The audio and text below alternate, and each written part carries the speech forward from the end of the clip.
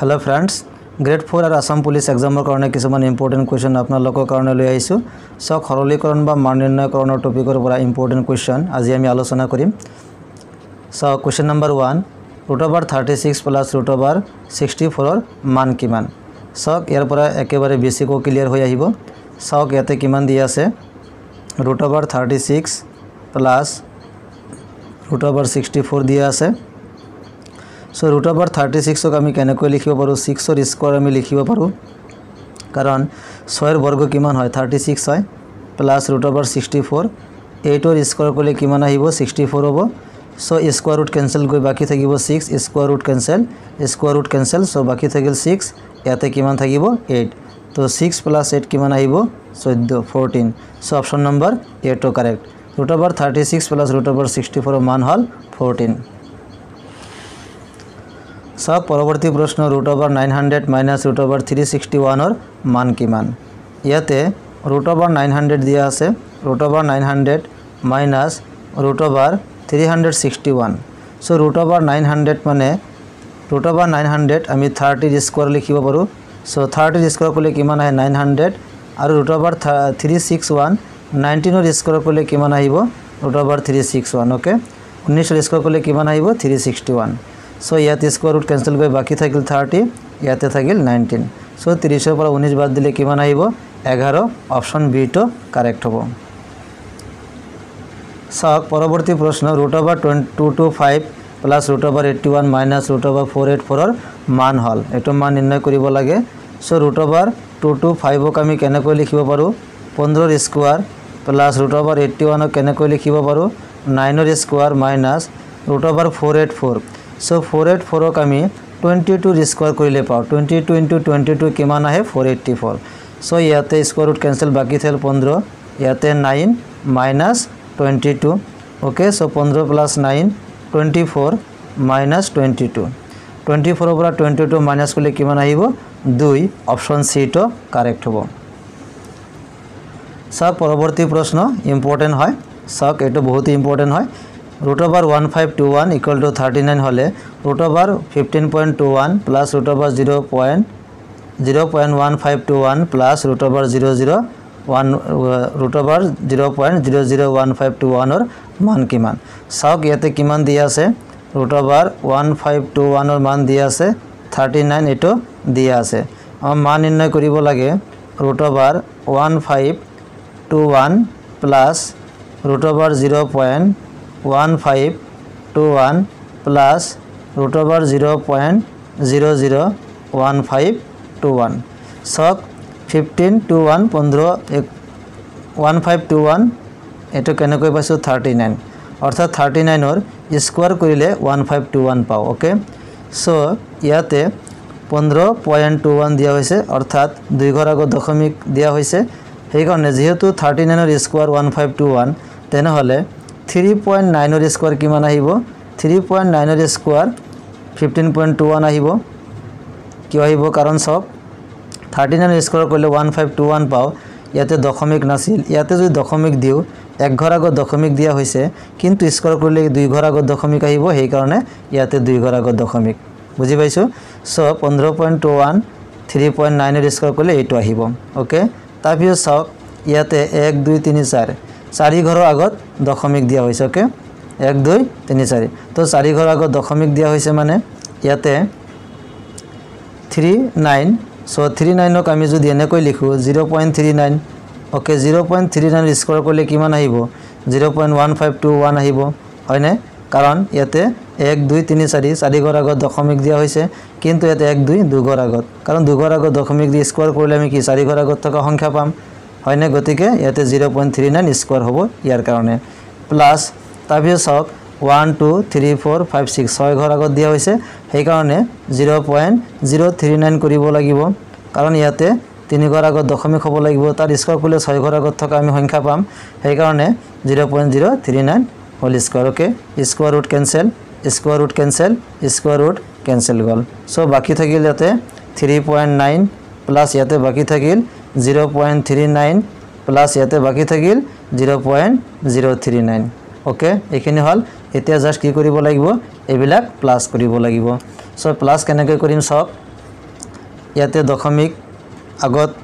এনে সংখ্যা দিয়া হৈছে কিন্তু ইয়াতে 0 আছে সো এটো 3.9 টো আগত লিখি লও 3.9 ওকে দশমিকৰ তলত দশমিক দিব লাগিব 0.39 ইয়াতে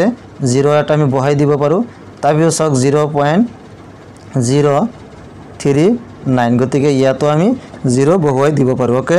সো ইয়াতে প্লাস কৰিম 9 9 3 12 2 হাতত থাকিল 1 আর 9 10 10 3 13 13 কিমান 3 হাতত কিমান থাকিল 1 1 আৰু 3 যোগ কৰিলে কিমান আহিব 4 সো এনসারটো আহিব 4.329 ওকে সো 4.329 সক অপশন ডি দিয়া আছে 4.329 অপশন ডি টু কারেক্ট সক এনেকুৱা টাইপৰ অংক আপোনালোকে অলপ বেছি প্ৰেক্টিস কৰিব লাগিব অংকবোৰ ইজি আছে জাস্ট প্ৰেক্টিস কৰিলে আপোনালোকে পৰীক্ষাত গৈ অতি কম সময়ৰ ভিতৰতে সমাধান কৰিব পাৰিব আৰু যদি প্ৰেক্টিস বেছিকৈ নকৰে তেনেহলে ইমান ইজি এটা অংক টাফ লাগিব পাৰে সক question number 5 0.09 plus root over 1.69 ৰ মান নিৰ্ণয় কৰিব লাগে সক হৈ যোৱা এডিআৰই পৰীক্ষাত এইটো কোশ্চেন আহিছিল গতিকে এনেকুৱা টাইপৰ কোশ্চেনে পৰীক্ষাৰ সম্ভাৱনা বেছি আছে সক ইয়াতে 0.09 দিয়া হৈছে 0.09 plus root over 1.69 okay so 0.09 ক আমি কেনেকৈ লিখিব পাৰো 0.3 লিখিব পাৰো 0.3 স্কয়াৰ কৰিলে কিমান আহিব 0.09 আহিব কাৰণ ইয়াতে এক ঘৰ আগত দশমিক কিন্তু স্কয়াৰ কৰিলে দুই ঘৰ আগুৱাই আহিব সেই কাৰণে 0.09 ওকে এতিয়া সক 1.69 1.69 ক আমি কেনেকৈ লিখিব পাৰো 1.3 স্কয়াৰ 13 স্কয়াৰ কিমান হয় 169 ইয়াতে দুই ঘৰ আগত দশমিক আছে গতিকে ইয়াতে কি বৰ্গমূলত কিমান আহিব এক ঘৰ আগত দশমিক হ'ব okay square root cancel so বাকি থাকিল ইয়াতে 3 প্লাস ইয়াতে বাকি থাকিল 1.3 সো 1.3 আৰু 0.3 যোগ কৰিলে কিমান আহিব 1.61336 so 1.6 option b to correct সক ইমান ইজি কোশ্চেন আহিছিল সক পিছৰ কোশ্চেনটো এটা মডেল কোশ্চেন হয় যে root over 676 plus 324 minus root over 729 ৰ মান নিৰ্ণয় কৰিব লাগে ওকে সো 670 সক root over 676 এটো বৰ্গমূল কিমান আইব 26 আমি শৰ্টকাট কৰি আছো এতিয়া কাৰণ আমি বহুতখিনি প্ৰ্যাকটিস কৰিলো সো 26 ৰ স্কয়াৰ কৰিলে 676 স্কয়ার রুট ক্যান্সেল গৈ এটো থাকিব okay plus root over 324 18 okay 18 square কৰিলে কিমান আহে 324 minus 729 সো 27 ৰ স্কয়াৰ কৰিলে কিমান আহিব 729 ওকে সো 26 plus 18 এটো আমি যোগ কৰিম 44 minus 27 সো 44 ৰ পৰা 27 মাইনাস কৰিলে কিমান আহিব 17 অপশন এ তো কারেক্ট হবো সক next question number 7 root over 63 দিয়া আছে সো root over 63 লিখি ললো plus root over 28 minus root over 175 plus root over 162 minus root over 32 okay সক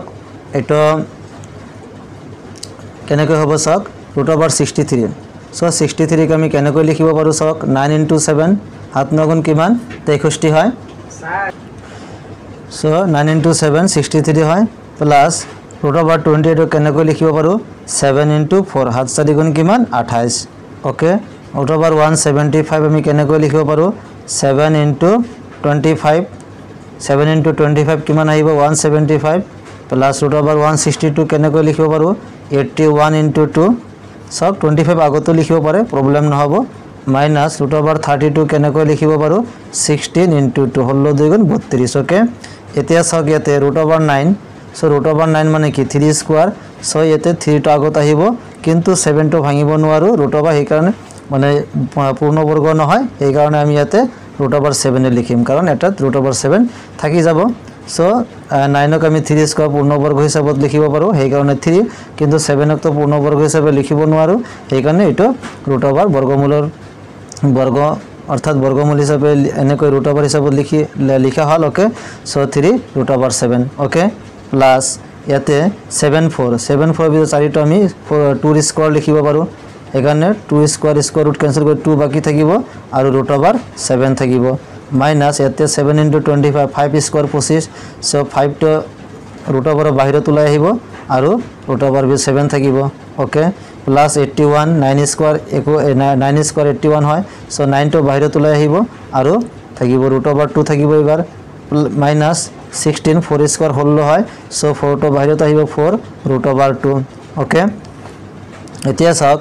3 √7 2 √7 5 √7 এইখিনি আমি যোগ বিয়োগ কৰিব পাৰোঁ কাৰণ সেম হয় √ৰ ভিতৰত সেম সংখ্যা আছে 7 7 7 সো 3টা √7 আৰু 2টা √7 কেইটা হল 5টা সো 5টা √7 ৰ পৰা 5টা √7 মাইনাস কৰিলে কি 0 আহে ওকে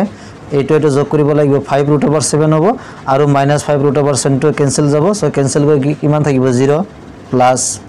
9 √2 4 √2 এটো আমি যোগ বিয়োগ কৰিব পাৰো এটো একে জাতীয় হয় একে ৰাখি হয় সো 9 √2 4 √2 9টা √2 ৰ পৰা 4টা √2 বাদ দিলে কিমান আহিব 5 √2 কিমান আহিব 5 √2 সো 0 ৰ লগত এটো যোগ কৰিলে একে আহিব সো 5 √2 আমাৰ হ'ব आंसर সো সক অপশন বি 5 √2 কাৰেক্ট গতিকে সক এনেকুৱা টাইপৰ কোৱেশ্চনবোৰ আপোনালোকে বেছিকৈ প্ৰেক্টিস কৰিব লাগিব গতিকে এনেকুৱা টাইপৰ কোৱেশ্চন আৰু আপোনালোকৰ কাৰণে লৈ আহিম আপোনালোকে চেনেলটোক সাবস্ক্ৰাইব কৰি ৰাখিব